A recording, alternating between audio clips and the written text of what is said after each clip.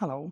I just completed reading Yuval Harari's new book, Nexus, and I guess here are my thoughts. While there is a lot to say about his skills and his abilities to transform this dry history into engaging narrative and then bring it all into this poignant, compelling conclusion, Nexus particularly made me think about, in various forms, that history has repeated itself through different information networks in a way reminiscent of his book Sapiens. Right? The first half of Nexus builds from the very beginning of human communication up to the age of AI. Through this progression, he illustrates how the world has repeatedly seen similar information networks, in his own words, seemingly unchanged and in similar core structures of human history. One point I especially liked was his critique of religious texts, how it lacks self correcting mechanisms. And in doing so, errors are inevitable, but then errors are also inevitable in scientific texts, right? But then the difference is that scientific institutions pride themselves in having this self correcting mechanism. They actually reward pointing out mistakes and then correcting your predecessors, and that is a culture that is encouraged, which is not found in the religious text side. And so that is how he sort of introduces self-correction, the mechanism of self-correction. And then he goes on to contrast democracy with totalitarianism, fascism, dictatorship, in terms of how they handle information, and in terms of self-correcting mechanism, how it is present in democracy and not in other systems, right? He gives example of US Constitution having flaws at the beginning, but also having the self-correcting mechanism embedded in it, and then how that helped it stay relevant up until now, right? And then he eventually shifts into discussing AI, and he presents this era of AI as like a new information network. Many times, very dystopian tone to his vision. He sort of refers to Nick Bostrom's paperclip maximizer, but then does not start his thought there, which is it's classic Harari, and I loved how he did it. Like he tells the story about a broom that brings water because it was told to do so, but then keeps on doing that, and then that's how he exemplifies the alignment problem, the problem of aligning AI's vision with that of ours. So that was very interesting to see how the alignment problem has been a problem in our myths, in our stories.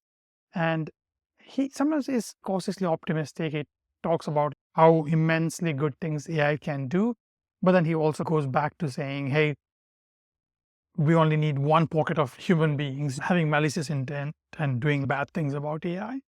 Another insightful point was his argument that globalization and patriotism are not two different things. He thinks that they actually form an overlapping Venn diagram, and that was very, very interesting to read about. He uses, I think, COVID-19 as an example, where he says that COVID-19 started in one country and spread all over. And so that signifies that globalization is inevitable, but also us sharing information about COVID-19 helped us deal with it. There is an example of globalization, and patriotism bakes in because only then we were able to help our own people.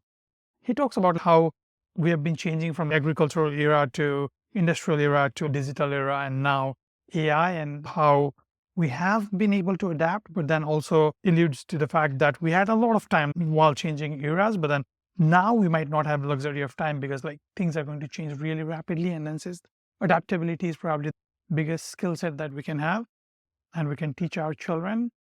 He also tries to wonder about whether or not emotional intelligence or the tasks that require emotional intelligence are safe from AI takeover.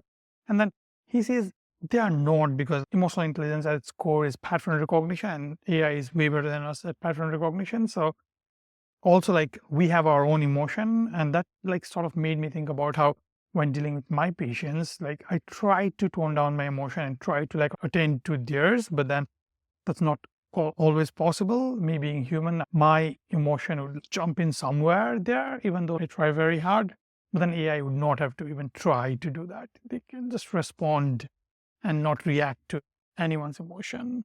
And that is a clear advantage that AI has over us. But then history says that we've always adapted. We always had this fear of like, oh, this thing and that thing is going to take over our job. And then we always adapted and there were new jobs. And then he also talks about the cliche of how, not explicitly, but then he talks about how people using AI are going to replace people who don't use AI. And then he uses the argument to come to the conclusion that adaptability, right? Like whoever can adapt to the current situation would probably thrive.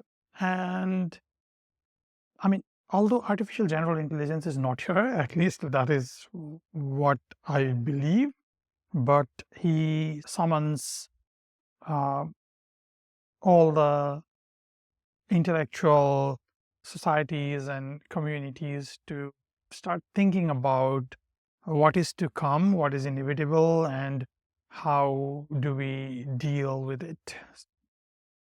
I think that is sort of what I thought about when I finished reading Nexus. I highly recommend the book. It's awesome. Thank you.